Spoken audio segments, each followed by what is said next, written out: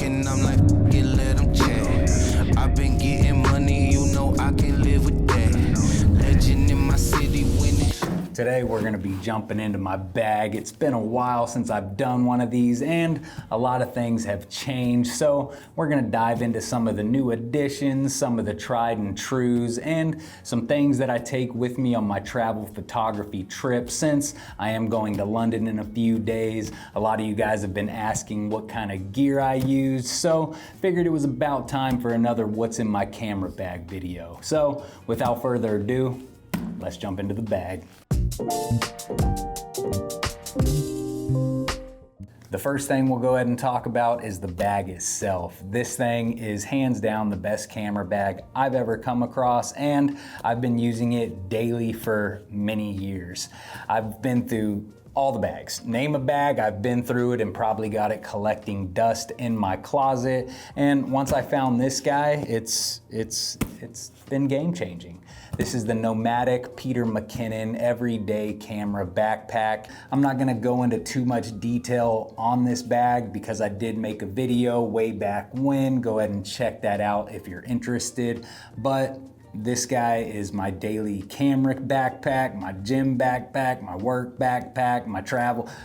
You name it, I'm taking this guy with me. Highly recommend it. So now that the bag itself is out of the way, let's go ahead and jump into the cameras.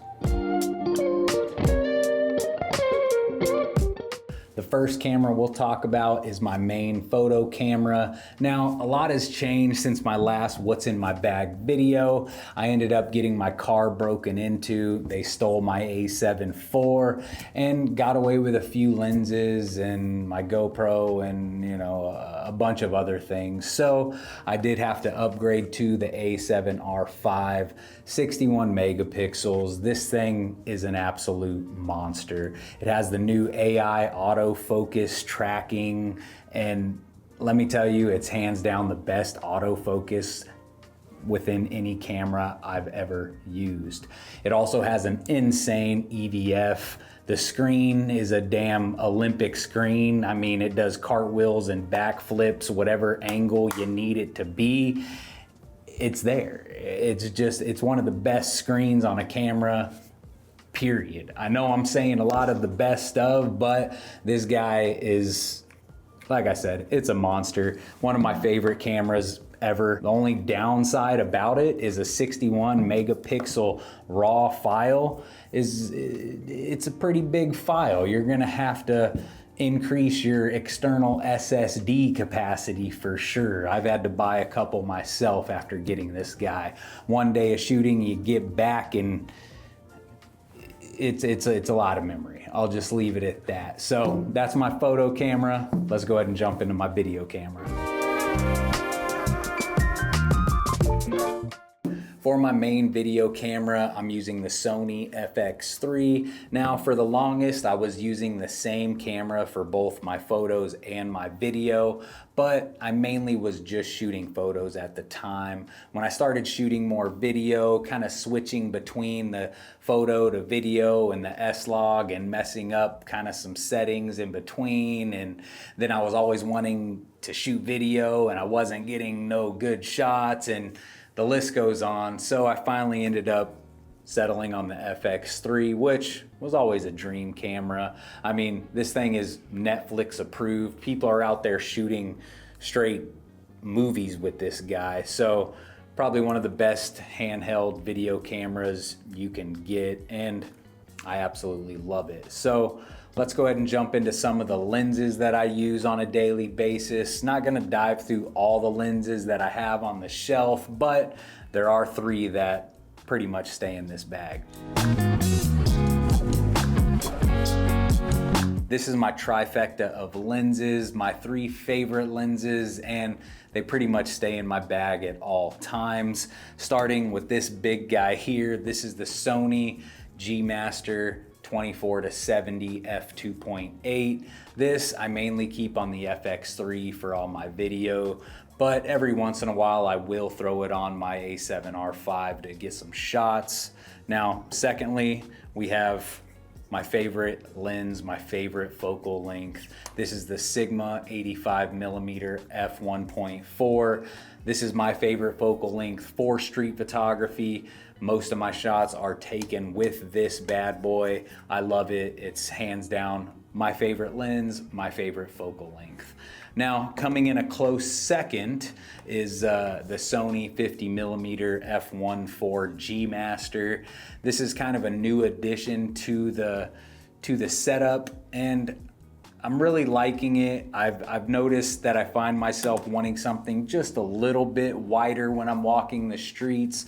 So I'll pop the 50mm on, and the good thing about having the A7R5 and the 61 megapixels is I could throw it in APS-C mode, and I basically got 85. So this is kind of a dual threat lens. It's 50mm, throw it in APS-C, it's around 85 millimeters. I mean, I'm contemplating only taking this lens to London. Haven't decided yet, but we'll see. Having all this gear in the pack could get a little heavy, so I'm trying to concise it down a little bit.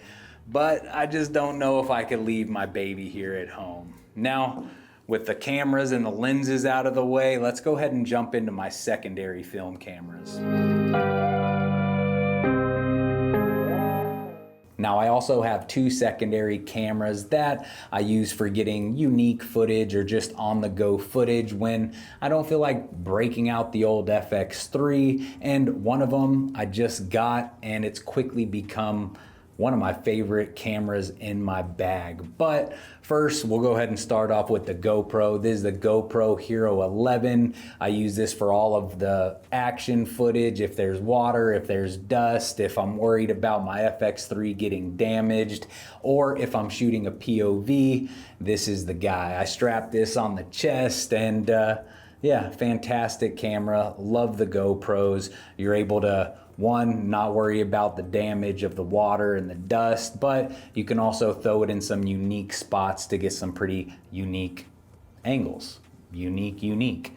And now for the second guy, the second little guy, is the DJI Osmo Pocket 3. This thing has quickly become one of my favorite cameras in the bag, to be honest with you. I mean, it's small, you got a gimbal on it, it shoots in 4K 10-bit D-Log, so you can get some really good footage with this thing without having to worry about busting out a big old camera like the FX3. Now, the reason I got this was because every time I travel to a new location, I always leave there wishing I would have got more footage. But since I'm photographer firsthand, the A7R5 is always there. It's always in my hand. So every once in a while, I pull out the FX3 to get some footage, but you know, it's kind of a task. You gotta put my photo camera up, pull that camera out, set it up, get it ready, and then get some footage. But with this guy, I could whip it out of my pocket, get some quick footage, throw it back in, and yeah, it's perfect. It's fucking perfect. This little guy fits right in your pocket, and I can't wait to use it in London and get some pretty good footage. So those are my two kind of secondary film cameras. Now let's go ahead and jump into the accessories, the odds and ends that stay in the bag. Now jumping into the accessories, as you can see, there's quite a bit of them, so we'll just kind of run through them quickly. Starting off with the Joby Gorilla 5K tripod. I take this thing everywhere with me, especially if I plan on shooting some video. You never know when you're gonna need to throw your camera up, wrap it around a pole, stick it in a tree, put it on, whatever you need. This guy's the go-to. I hate taking full tripods because they're just big, they're heavy, they're cumbersome. This guy always gets the job done. Now for microphones, the DJI Wireless Mic 1, still the OG, haven't upgraded to the 2 yet, and don't know if I will, don't know if I necessarily need it, but I did get away from kind of the shotgun mic feel just because I like the fact that I could throw this guy on, go walk around and still talk to the camera. Fantastic mic, I'm using it now. Now, this is kind of a new addition here. This is the Llano fast charger for all of my Sony batteries. Just the fact that it's fast charger is game changer, but it's not your normal conventional plug in the wall, shitty looking charger. This thing is actually pretty nice. It's pretty good. The aesthetics are there, has a little LCD screen on there to tell you the percentage when it's complete. And like I said, fast charger, so definitely a game changer. Now, moving on to the battery case. This is the Nomadic Peter McKinnon battery case, holds 3 batteries, has that nice magnetic closure, and if you get the case, it comes with these little stickers that you could put on your battery, so when you're done, when it's dead, you throw it back in there and don't got to worry about getting it confused with the fully charged ones. Now, moving on to filters, as you can see, I've got quite a bit of filters, but got the new filter pack from Newer for the Osmo Pocket 3. This thing is fantastic. Comes with like 16 filters from ND 8 all the way to like ND 1000, which I don't even know when you would use that. But also comes with a polarizer filter, comes with a mist. I mean, fantastic little combo kit. Now, for my FX3, I got 2 of the Polar Pro Peter McKinnon variable NDs. I got the 2:5 normal and the 2:5 mist. Just depending on the vibe I'm going for, I'll throw one of these guys on. Now, another new addition, a fantastic new addition, is the new Polar Pro Short Stash Everyday Filter and Mist PL Filter. These things are a combination of mist and polarizer, so it gives it that nice, soft, unique look. They call it an everyday filter for a reason. This thing has definitely been staying on my camera ever since I got them. Then to top it off, I got the Polar Pro GoPro ND filters. That way I can make sure my GoPro footage is not blown out, highlights crazy, keeps it nice and tight. Now, moving on, got a camera strap, Peak Design camera strap. I hate camera straps. I don't use them for my photography camera, but when it comes to the FX3, I'm trying to get some steady footage without a gimbal. So wrap this thing around the neck, bing bang, you basically become a human gimbal, get you that nice steady footage. And if you pair it with the small rig side handle, fucking straight butter. Now, moving on to the chest strap. This is my GoPro Amazon Basics chest strap. This is what I shoot all my POVs with, gets the job done, and it's pretty cheap. It's like 15 or 20 bucks or something. Definitely recommend if you're looking for a chest strap. And then finally is the Nomadic Peter McKinnon SD card holder. Pretty nice, comes with a bunch of regular, standard SD slots, has a little pouch here, and it has the magnetic closure.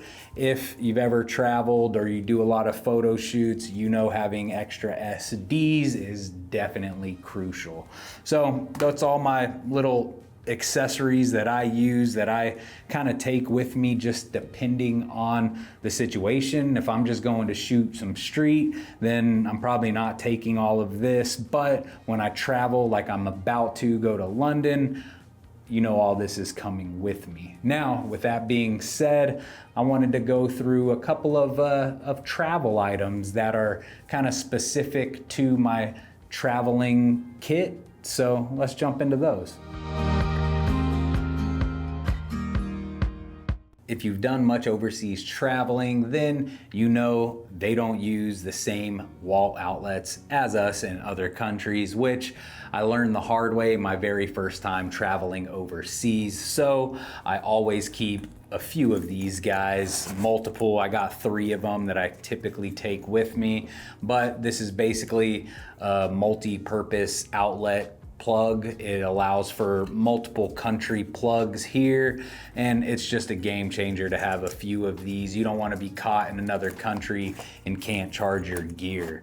Now, this one right here comes with all the different countries on the side: UA, UK, Australia, US. So you could basically just slide it out and there you go. When you're done, you hit the button on the side, push it in, good to go. These things, don't forget these things if you're traveling overseas. Now, moving on to this pack here. I just recently got this pack. I'm not a sling kind of fanny pack guy, but I got the Osmos Pocket 3, and I know I wouldn't want to have it just sitting in my pocket the whole time, so figured I'd get this little pouch from Wandered. This is the Daily Fanny, I believe, and the D1 Fanny, excuse me. And I'm gonna keep this on my chest, keep the Pocket 3 in it, keep maybe my wallet, some other essentials. That way, boom, I need it, I pull it right out, and I'm good to go. Definitely clutch. Every time I go travel, I always wish I had a little kind of fanny bag or chest bag or something. So figured I'd give this one a try.